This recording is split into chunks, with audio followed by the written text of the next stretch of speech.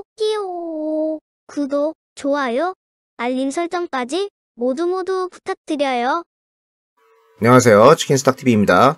오늘은 국순당에 대해서 이야기를 해보도록 하겠습니다.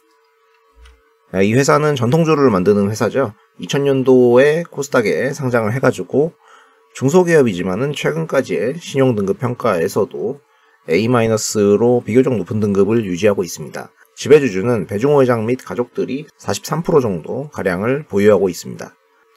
자, 이 회사의 창립자는 고 배상면 회장이죠. 이분 같은 경우에는 이제 국내 전통주 시장에서의 알려지신 분이고요. 자녀가 세 분이 있으셨는데, 첫째가 국순당, 둘째가 배정도가, 셋째가 배상면 주가를 각기 운용을 하고 있습니다. 그래서 이 전통주가 이제 가끔 헷갈릴 때가 있습니다. 예전에 이렇게 왜 이렇게 세 명이 따로 가냐 물어보면은 각자 경영에 대해서 나름의 욕심이 있었다고는 말을 합니다. 한때는 국순당의 모체인 배안산업에서 큰아들, 작은아들이 같이 일을 했었고, 큰아들 같은 경우는 누룩, 작은아들 같은 경우는 생산을 했다고 하는데, 여기서부터 생각이 달랐다고 합니다. 첫째 같은 경우에는 소품종 대량 생산을 해야 된다. 아우는 아니다, 다품종 가야 된다. 이제 완전 다른 거죠. 그러니까 아무래도 많이 싸웠을 거고, 그래서인지 이제는 뭐 각자의 갈 길을 가고 있습니다. 자, 누가 회사를 잘 경영하는가 보면은 다들 시원치는 않습니다. 배정도가 같은 경우에는 워낙 영세해서 이제 외관 파악이 안 되는 수준이고요. 배상면 주가 같은 경우에는 근근히 BEP 수준을 유지하고 있고, 국순당 같은 경우에는 한때 잘 나갔었지만은 고생을 좀 했죠. 그리고 최근에 턴어라운드를 했습니다. 역시 이제 사업은 마음 같지 않습니다. 자, 일단 제품을 보시죠. 요새는 잘 안 마시지만은 국순당 하면은 백세주죠. 한때 상당한 히트를 쳤었고, 송강호 씨가 등장하는 여러 광고도 나름의 패러디도 많이 됐었던 그런 제품입니다. 하지만 이후에 나온 백세주 담이라는 제품은 흥하지 못했습니다. 자, 백세주 같은 경우에는 값이 좀 있었으니까 사람들이 술자리에서 이제 기분은 내고 싶을 때 소주랑 반반 섞어가지고 50세주를 만들어서 마시기도 했었죠. 근데 충격과 공포, 사건, 국순당에서 진짜 50세주를 출시를 했었습니다. 그랬다가 완전 망했죠. 사람들은 직접 섞어 마시는 걸 좋아하지 섞인 거는 사 먹는 걸 싫어하더라. 자, 그리고 백세주 외에도 워낙 많은 라인업을 냈었습니다. 후속타 제품에 대해서 상당히 목말라 했었죠. 별이라는 소주도 청주도 아닌 술도 있었고, 여러 개를 냈었지만 결국에는 이제 막걸리가 그나마 잘 팔렸죠. 근데 또 이거를 뭐 막걸리 카노라고 커피랑 섞어서도 되고, 그나마 히트친 거는 과일 섞은 막걸리, 복숭아, 바나나, 유자 제품. 이 바나나 같은 경우에는 조금 들어보셨을 수도 있습니다. 근데 이거는 법적으로는 이제 막걸리는 아니고요. 또 추가적으로 요새 트렌드에 힘입어서 최근까지도 조리퐁당, 밥안밥과 같은 콜라보 장난질도 계속되고 있습니다.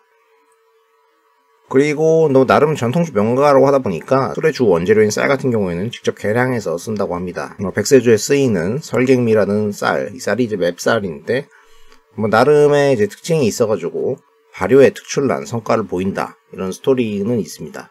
그리하여 20년도 기준으로 보면 전체에서 백세주가 차지하는 비중이 20%, 막걸리가 40%, 나머지 기타 과실주 등으로 구성이 되어 있고요. 약주 같은 경우에는 배상면주가, 탁주 같은 경우에는 서울 장수 막걸리, 과실주 같은 경우에는 보혜, 복분자 등과 경쟁을 하고 있습니다. 백세주 같은 경우는 회사의 근본이었지만은 이제는 막걸리가 주력인 회사로 보시면 될 것 같고요. 국순당의 키워드를 검색해 보시면은 트렌드에서도 백세주가 아닌 막걸리와 동행하는 것을 확인할 수가 있습니다.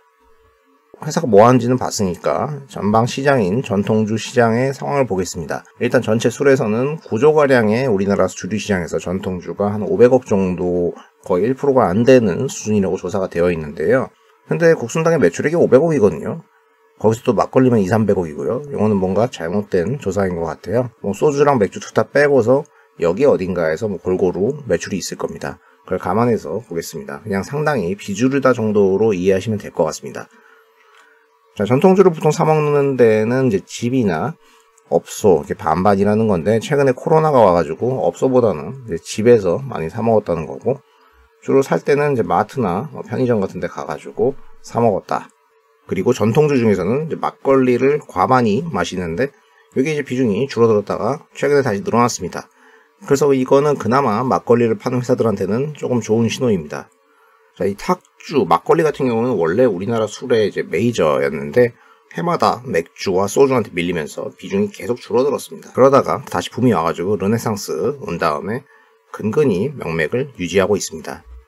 지역마다 워낙 막걸리가 많기 때문에 쥐꼬리만한 시장에서 경쟁은 상당히 치열합니다. 그중에서 제일 사업화에 성공한 장수 막걸리가 시장의 과반 정도 점유율을 차지하고 있는 것으로 알려져 있고, 국순당이 2위 15% 정도 점유율로 추정은 됩니다. 한때 매출액 1000억, 영업이익이 140억까지 찍혔던 영광의 시절이 있었는데 이후로는 쇠락을 했죠. 그래서 단연간 적자를 냈는데 매출은 예전 대비 이제 반토막이 났으니까 500억이 된 거고요. 울고 싶은데 뺨 때린다고 15년도에 내추럴 엔더텍의 가짜 백수호 파동과도 연계가 되면서 영업 적자 들어서고 단연간 영업 적자를 계속 내다가 이제 관리 종목이 되기도 했었죠.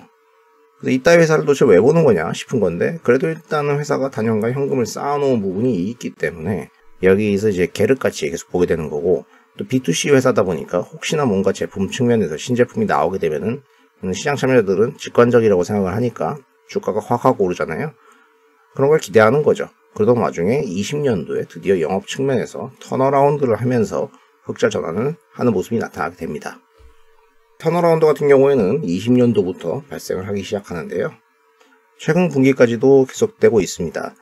근데 이때는 뭔가 매출액을 이상하게 잡았다가 후에 이제 정정 공시를 했습니다. 매출 측면에서는 결과적으로는 이제 그렇게 많이 증가하지는 않았는데 영업이익이 턴어라운드를 해가지고 쭉쭉 늘어난 걸 보면은 앞으로 더 매출이 많이 개선된다면은 조금 기대해 볼 만한 그런 부분이 있겠죠. 재무구조를 볼게요. 현금성 자산이 560억 정도. 이자 발생 부채 같은 경우에는 거의 없어서 무차입 상태입니다. 그런데 여기에 이제 추가적으로 공정가치 금융자산, 관계기업 투자 주식, 기타 금융자산이 있고요. 이런 거 다 합해가지고 1000억 정도 되죠.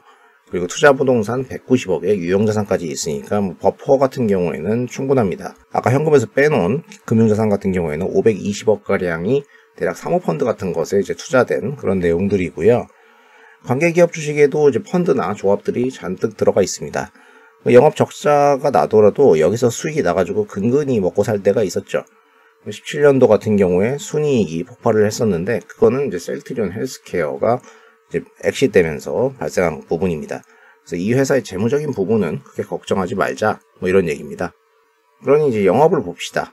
매출액 같은 경우에는 계속해서 줄어들다가 정체가 돼서 이제 반등을 모색하고 있는데요.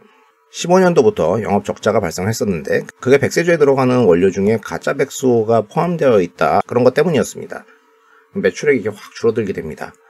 회사는 바로 이제 그걸 빼고서 만들겠다 했는데 이 줄어든 매출은 이후에 돌아오지는 않았습니다. 그리고 막걸리 같은 경우에도 한때 엄청 잘 나갔었지만은 이제 시장도 축소되고 이러면서 경쟁도 치열해지면서 계속 빠지게 되었습니다. 그러니까 매출은 20년까지는 좋은 게 없었다는 거죠. 그런데 어쨌든 영업이익이 개선이 된 거는 사실이니 그게 왜 개선되었는가 보면은 결국 원재료 단에서의 뭔가 비용의 대폭 절감, 급여의 감소, 여기 이제 단연간의 적자에 따른 구조조정일 걸로 생각이 됩니다. 원재료의 감소 같은 경우에는 일부 제품에서는 가격 인상이 이게 있었는데 그런 거에서 조금 영향을 받은 것 같습니다. 그래서 영업이익이 20년도에 턴어라운드가 됐는데 최근 이후의 매출이 중요하죠. 이게 증가를 해야 됩니다. 백세조 같은 경우에는 거의 큰 변동이 없지만 약간 전년 대비 증가를 했습니다. 막걸리 같은 경우에는 조금 올라왔습니다. 그래서 전체 매출액 같은 경우에는 결과적으로는 전년 동기 대비는 증가한 모습으로 확인이 됩니다. 그리고 원가 땅까지 21년도에 이제 4% 정도가 전년 동기 대비 개선이 됐습니다. 판관비는 조금 늘어나가지고 영업이익 자체는 약간 개선된 걸로 나타냈지만은 그래도 성과가 있었다.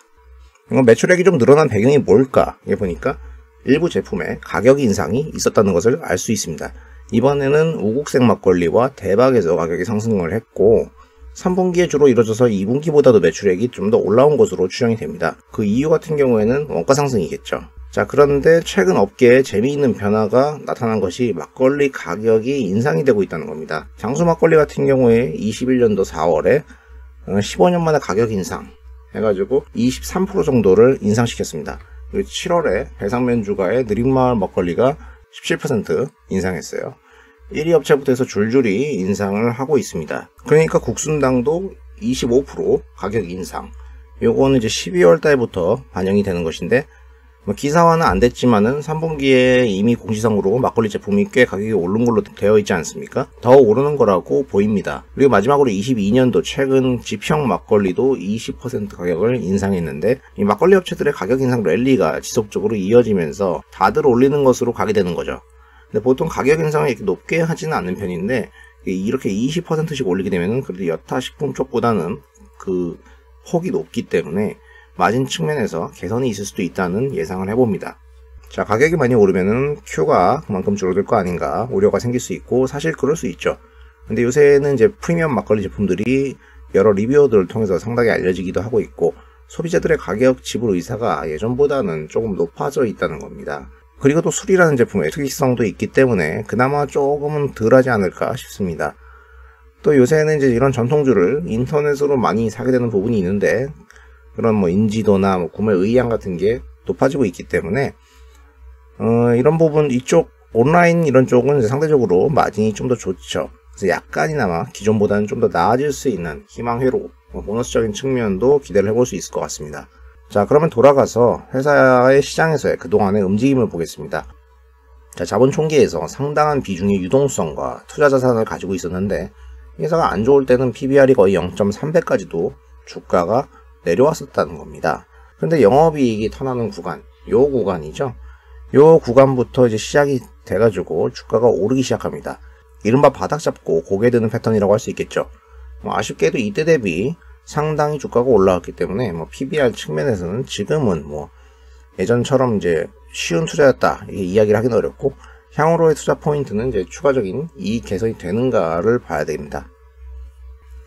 4분기를 대략적인 예상을 해본다면 매출액은 한 3분기 정도, 여기다가 이제 12월 가격 인상 효과를 감안할지 조금 올라갈 것 같습니다. GPM은 비슷하게 가정을 했고요. 대략 판관비 같은 경우에는 4분기에 역사적으로 조금 더 높은 부분이 있는데, 전년도하고 비슷하게 넣었을 때 영업이익 같은 경우는 4분기에 30억 정도 찍힐 것으로 볼 수 있을 것 같습니다. 그래서 대략 앞에서 나오는 21년도 4개 분기를 합했을 때는 연간 매출액이 660억에 영업이익 100억 정도가 될 것 같고, 위아래로 왔다 갔다 할 수 있는데, 대략 이 정도 레벨의 어딘가에서 회사가 이익이 창출되리라 봐야 될 것 같고, 그러면은 밸류 같은 경우에는 예전보다는 조금 떨어져가지고 PER이 이제 나오면은 한 13, 14배 정도는 되겠죠. 이후에 이제 가격을 20% 올렸던 효과, 이런 게 22년도에 어떤 쪽으로 더 작용을 하는지에 대한 트래킹이 필요하겠습니다. 자, 주가 같은 경우에 최근에 갑자기 조금 튀어가지고 자료를 준비하다가 당황스러운 부분이 있었는데, 일단 여기 이 정도 수준에 멈춰 있고, 회사의 이제 이익 개선이 이루어질 수 있는가, 신제품을 계속해서 출시하는데 혹시나 터지는가, 이런 것들을 계속 관찰을 하시는 게 중요합니다. 왜냐면 과거 대비는 주가가 상당히 올라왔기 때문에 영업 측면에서의 성장이 이 회사에서 지금은 유일한 모멘텀이라고 할 수 있기 때문이겠죠. 자, 이상으로 전통주회사 국순당에 대해서 살펴봤습니다. 영상이 도움되셨다면 구독과 좋아요를 부탁드립니다. 시청해주셔서 감사합니다.